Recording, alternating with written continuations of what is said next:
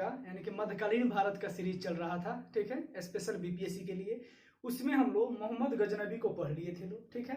उससे आगे आज हम लोग पढ़ने वाले हैं लोग। आज का टॉपिक है मोहम्मद गोरी, उससे संबंधित जो भी घटनाएं हैं, जो भी युद्ध उसने किया भारत के क्षेत्र में, उसको आज हम लोग घटनाक्रम से ऑब्जेक्टिव फॉर्म में जो है दिखने वाले हैं लोग। तो इसको शुरू करते हैं, वीडियो को लास्ट तक जरूर देखिएगा, ठीक है। चलिए देखिए, मोहम्मद गोरी, अगर वंश का बात किया जाए, वंश का, तो इसका वंश था संसवानी वंश। संसवानी वंश, आपको पता है कि एक के बाद एक जो है अरब के आक्रमणकारी, गजनबी के आक्रमणकारी, यानी कि जो भी अरब प्रदेश से थे भारत में जो है, पंजाब के क्षेत्र से यानी कि पश्चिम के क्षेत्र से भारत में निरंतर क्या करते हैं, निरंतर आक्रमण करते रहते हैं। और अब किसी का उद्देश्य धन लूटना होता है, किसी का उद्देश्य मुस्लिम शासक की स्थापना करना होता है, किसी का उद्देश्य जो है मूर्ति तोड़ना है। एक और मुस्लिम शासक आता है जिसका नाम है मोहम्मद गोरी। मोहम्मद गोरी, उसके वंश का बात किया जाए तो संसवानी वंश था, ठीक है। उसका अगर परिचय, अगर संस्थापक का बात किया जाए इस वंश का, तो कुतुबुद्दीन हसन था, इस संस्थापक था, इसका क्या था, संस्थापक था। और इसी वंश का जो है सबसे योग्य शासक का बात किया जाए, सबसे शक्तिशाली शासक जो होता है मोहम्मद गोरी होता है। इसी वंश का सबसे योग्य यानी कि शक्तिशाली शासक के रूप में मोहम्मद गोरी उभर कर सामने आता है। अगर ये जो है गौर प्रदेश का शासक था, गोरी जो था गौर प्रदेश का शासक था। गौर प्रदेश का बात किया जाती था कहा, तो एक गजनबी का अधीन एक छोटा सा प्रांत था, गजनबी का अधीन एक छोटा सा क्या था, राज था या प्रांत था। वहां का शासक जो है 1173 ईस्वी में मोहम्मद गोरी वहां का शासक बनता है गौर प्रदेश का। जैसे ही मोहम्मद गजनबी की मृत्यु हो जाती है, ठीक है, तो उसके अधीन जो भी छोटे छोटे राज थे खुद को स्वतंत्र करना शुरू कर देते हैं। उसी क्रम में जो गौर प्रदेश का जो शासक था मोहम्मद गोरी, वो भी खुद को क्या करता है, शक्तिशाली महसूस करता है और खुद को स्वतंत्र घोषित कर लेता है, ठीक है। तो यहाँ से क्वेश्चन पूछता है कि गौर प्रदेश किसके अधीन था, तो गजनबी का अधीन था, ठीक है। वहां का शासक कौन था, तो मोहम्मद गोरी था।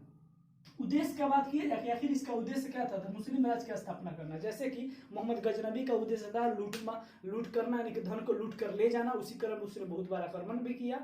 और क्या किया, उसका कभी उद्देश्य नहीं था मोहम्मद गजनबी का कि हम भारत में मुस्लिम वंश का स्थापना करें। उसका उद्देश्य था पैसा लूटना और भारतीय मूर्ति को, यानी कि भारतीय जो विरासत है, संस्कृति है, उसको नष्ट करना। लेकिन इसका उद्देश्य था मुस्लिम राज्य की स्थापना करना मोहम्मद गोरी का। इसी क्रम में आगे देखिएगा, तो मोहम्मद गोरी जो है प्रथम आक्रमण जो है 1175 ईस्वी में मुल्तान, पाकिस्तान के पंजाब क्षेत्र में करता है। पाकिस्तान के पंजाब क्षेत्र में उस समय अखंड भारत था, तो पाकिस्तान भी था जो है इंडिया के ही अंतर्गत था। तो उसी पाकिस्तान के जो पंजाब क्षेत्र था, पंजाब प्रांत यानी कि राज्य जिसे कहा जाता है पंजाब प्रांत, ठीक है, उसी के पास में एक मुल्तान नाम का जगह है। वहीं पर प्रथम आक्रमण जो है 1175 ईस्वी में मोहम्मद गोरी करता है। क्वेश्चन बार बार पूछता है कि मोहम्मद गोरी का प्रथम आक्रमण कहाँ किया था, तो मुल्तान पर कब किया था, तो अगर डेट पूछे तो 1175 ईस्वी। इसी क्रम में है उसने गुजरात पर आक्रमण किया 1178 ईस्वी में, ठीक है। स्थान का बात किया जाता, स्थान का नाम पाटन था, स्थान का नाम क्या था, पाटन था। और ये जो आक्रमण था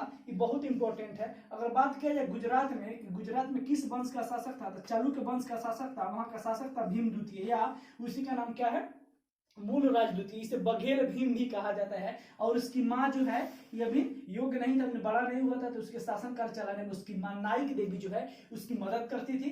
किस गुजरात में चालुक्य वंश का शासक था, शासक कौन थे, भीमदेव या मूल राज द्वितीय, नाइक देवी का शासन था। जो है मोहम्मद गोरी जो है वहां पर क्या करता है, आक्रमण करता है, ठीक है, भारत से गुजरात क्षेत्र पर आक्रमण करता है। लेकिन वहां पर जो है यहाँ का शासक भीम द्वितीय या मूल राज द्वितीय जो है बहुत साहस से इसका क्या करते हैं, सामना करते हैं मोहम्मद गोरी का। और मोहम्मद गोरी का ही भारत में प्रथम पराजय था। बार बार क्वेश्चन पूछता है कि मोहम्मद गोरी का भारत में प्रथम पराजय कौन सा था, कहां था, तो गुजरात के आक्रमण जब किया था 1178 ईस्वी में, तो मोहम्मद गोरी का पराजय का सामना करना पड़ा था। इंपॉर्टेंट क्वेश्चन, इसको याद रखिएगा। भीम द्वितीय किस वंश से संबंधित था, तो चालुक्य वंश से संबंधित था।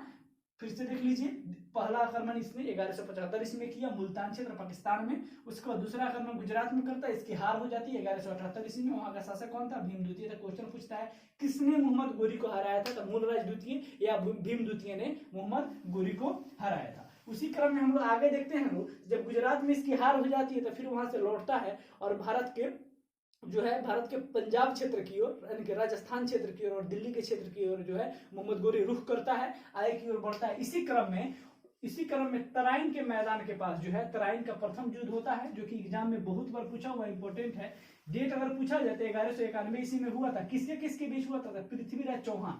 पृथ्वीराज चौहान को पृथ्वीराज तृतीय भी कहा जाता है, ये बात याद रखिएगा। पृथ्वीराज चौहान कहिए या पृथ्वीराज तृतीय कहिए। और पृथ्वीराज तृतीय का वंश का बात किया जाए तो ये चौहान वंश का शासक था, और चौहान वंश में अजमेर यानी कि राजस्थान और दिल्ली का शासक करता था। दोनों का शासन सत्ता जो है पृथ्वीराज तृतीय ही संभालता था। अब देखिए मेनली शासक था अजमेर का, लेकिन इसका ममहर जो था, इसके मामा जी का घर यानी कि नाना जी का जो घर था वो क्या था? दिल्ली में था। तो दोनों शासन सत्ता जो है चौहान वंश के ही अंतर्गत था। पृथ्वीराज तृतीय या पृथ्वीराज चौहान इसकी देखरेख करता था, यहाँ पर शासन करता था। तो तराइन का प्रथम जो युद्ध होता है 1191 ईस्वी में होता है, ठीक है। पृथ्वीराज तृतीय वर्सेस यानी कि इसके बीच मोहम्मद गोरी के बीच, इसमें पृथ्वीराज तृतीय की क्या हो जाती है? जीत हो जाती है। जीत इसलिए होती है क्योंकि इसके अगल बगल के जो भी शासक थे क्या करते हैं? पृथ्वीराज तृतीय के राजपूत जो शासक थे सहयोग करते हैं, और पृथ्वीराज तृतीय जो है क्या हो जाता है? जीत जाता है। जीत के बाद जो इसको लगता है कि मोहम्मद गोरी क्या हो गया? वापस चला गया, फिर नहीं आएगा, ये अपने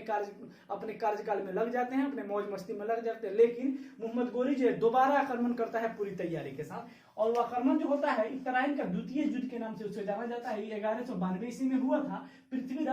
पृथ्वीराज तृतीय और मोहम्मद पृथ्वीराज तृतीय बोलिए या चौहान बोलिए, इनको चौहान भी कहा जाता है, पृथ्वीराज चौहान, ठीक है। और मोहम्मद गोरी के बीच होता है, जिसमें क्या होती है? मोहम्मद गोरी की जीत होती है। मोहम्मद गोरी के जो है इसमें मोहम्मद गोरी की जीत हो जाती है, और जो है पृथ्वीराज तृतीय मारा जाता है। अब बहुत सारे बुक में लिखा हुआ है कि पृथ्वीराज तृतीय मरता नहीं है। पृथ्वीराज तृतीय आगे चलकर जो है मोहम्मद गोरी से बदला लेता है और मोहम्मद गोरी को मार देता है। बहुत सारे किताब में लिखा हुआ है कि पृथ्वीराज तृतीय की मृत्यु मोहम्मद गोरी ही कर देता है। ये अलग का बात है, वहां से क्वेश्चन नहीं बनता है। क्वेश्चन दो यहाँ से बनता है कि तराइन का प्रथम युद्ध कब हुआ था? 1191 ईस्वी में। किसके किसके बीच हुआ था? पृथ्वीराज तृतीय और मोहम्मद गोरी के बीच, जिसमें पृथ्वीराज तृतीय जीत गया था। दूसरा क्वेश्चन पूछता है कि तराइन द्वितीय युद्ध कब हुआ था? तो 1192 ईस्वी में हुआ था। किसके बीच? तो पृथ्वीराज तृतीय और मोहम्मद गोरी के बीच होता है, जिसमें मोहम्मद गोरी जीत जाता है। मोहम्मद गोरी जीत जाता है। इस जीत के बाद अगर कहा जाए तो पृथ्वी जो भारत पर मुस्लिम सत्ता का वास्तविक संस्थापक जो था मोहम्मद गोरी था, यानी कि भारत में मुस्लिम सत्ता का स्थापना कौन करता है?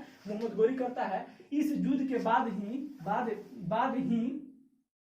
बाद ही भारत में मुस्लिम सत्ता की स्थापना होती है। इस युद्ध के बाद, किस युद्ध के बाद? तराइन का प्रथम युद्ध और तराइन के द्वितीय युद्ध के बाद ही भारत में मुस्लिम सत्ता की स्थापना होती है। क्योंकि जो भारत था अनेक छोटे छोटे प्रांतों में बटा हुआ था, वहां छोटे छोटे प्रांतों पर राजपूत जो शासक थे शासन करते थे, इनका आपस में ही संघर्ष होता रहता था। कहने का मतलब है कि भारत में एक जो दृढ़ शासक कोई नहीं था जिसके कंट्रोल में पूरा भारत हो, ऐसा नहीं था। सब छोटे छोटे प्रांत में बटे हुए थे और छोटे छोटे बात के लिए आपस में इनका संघर्ष होते रहता था। तो इस संघर्ष के दौरान कोई भी विदेशी आक्रमणकारी को यह फायदा हो जाता था कि क्या करता था? आक्रमण करता था और छोटे छोटे प्रांत को अकेले अकेले करके क्या करता था? जीत लेता था। ये जो था इंडिया के लिए, भारत के लिए ये बहुत दुर्भाग्यपूर्ण स्थिति रहा कि कोई भी दृढ़ शासक उस समय नहीं था। पृथ्वीराज तृतीय इसी क्रम में क्या होता है? हार जाता है। इसके पीछे भी कहानी कि पृथ्वीराज तृतीय आखिर हारता क्यों है?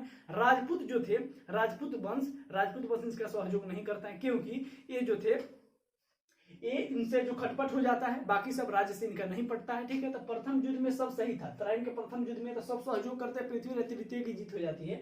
लेकिन द्वितीय में इनका साथ नहीं देते हैं और पृथ्वीराज तृतीय की हार हो जाती है। इसी क्रम में भारत में मुस्लिम सत्ता का स्थापना मोहम्मद गोरी करता है। गोरी को मुस्लिम सत्ता का संस्थापक माना जाता है। मोहम्मद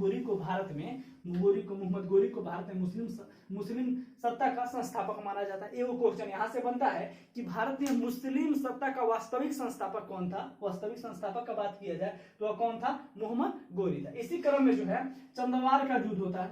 चंदवार का युद्ध होता है 1194 ईस्वी में कन्नौज में, ठीक है। कन्नौज का शासक कौन था? जयचंद। कन्नौज का शासक जो था जयचंद, वही जयचंद जिसकी बेटी को क्या स्वयंवर से मोहम्मद गोरी, जयचंद की बेटी को पृथ्वीराज तृतीय जो है उठाकर लाते हैं। इसी खीस में जो है जयचंद क्या करता है? इनका साथ नहीं देता और मोहम्मद गोरी का साथ देता है, जिससे पृथ्वीराज तृतीय द्वितीय तराइन के युद्ध में हार जाते हैं। लेकिन ये सोचते हैं कि हम पे आक्रमण नहीं करेगा, लेकिन ऐसा कुछ नहीं होता है। 2 साल जस्ट बाद 1194 ईस्वी में चंदवार के युद्ध में मोहम्मद गोरी और जयचंद के बीच क्या होता है? लड़ाई होता है, जिसमें मोहम्मद गोरी जीत जाता है और जयचंद की हार हो जाती है। जयचंद कहाँ का शासक था? कन्नौज का शासक था।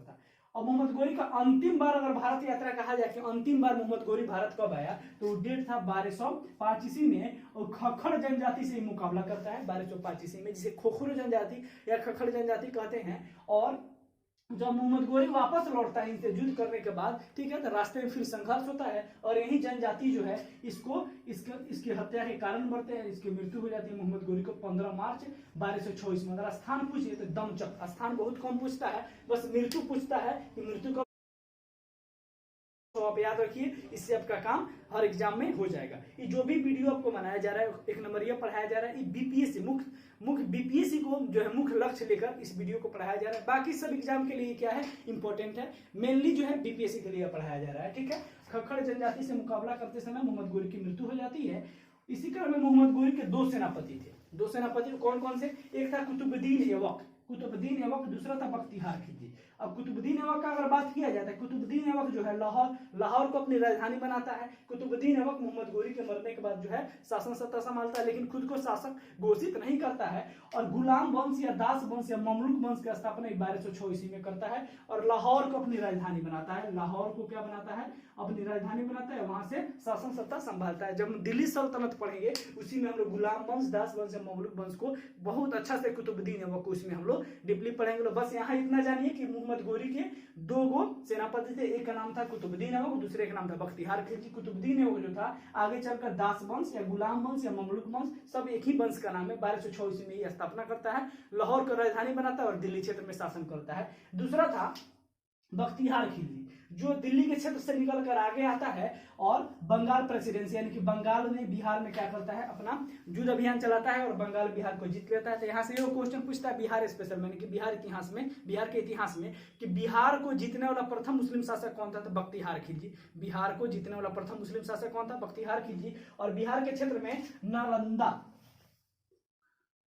नालंदा विश्वविद्यालय, विक्रमशिला विश्वविद्यालय को क्या करता है, ये जलाकर राख कर देता है। कौन, ये बख्तियार खिलजी। और बंगाल के शासक लक्ष्मण सेन जो था, लक्ष्मण सेन जो सेन वंश का संस्थापक था, उसको हराकर बंगाल को जीतता है, बिहार को जीतता है और नालंदा विश्वविद्यालय, विक्रमशिला विश्वविद्यालय को बख्तियार खिलजी क्या करता है, जला देता है। तो बार बार क्वेश्चन पूछता है कि नालंदा विश्वविद्यालय और विक्रमशिला विश्वविद्यालय को किसने जलाया था, तो बख्तियार खिलजी। बख्तियार खिलजी किसका सेनापति था, मोहम्मद गोरी का। कुतुबुद्दीन ऐबक किसका सेनापति था, मोहम्मद गोरी का। तो कुतुबुद्दीन ऐबक हम आगे पढ़ेंगे लोग किसमें, दिल्ली सल्तनत काल में। दिल्ली सल्तनत में जो है इसको हम लोग बाकी जो भी वंश है इसके बारे में हम लोग डीपली पढ़ेंगे लोग। तो ये जो था मोहम्मद गोरी से संबंधित सब जानकारी था, ठीक है। इसके आगे जो आएगा राजपूत वंश हम लोग पढ़ेंगे लोग। राजपूत वंश के बाद जो है दिल्ली सल्तनत के बारे में हम लोग पढ़ेंगे लोग। ये वीडियो एकदम कंटिन्यू रहेगा और मॉडर्न हिस्ट्री का भी वीडियो आपको सप्ताह में 2 से 3 वीडियो मिलते रहेंगे। अगर ये जानकारी प्रयास हमारा अच्छा लगा हो तो वीडियो को ज्यादा से ज्यादा आप लोग जरूर शेयर कीजिए लोग, ठीक है। और वीडियो को लाइक,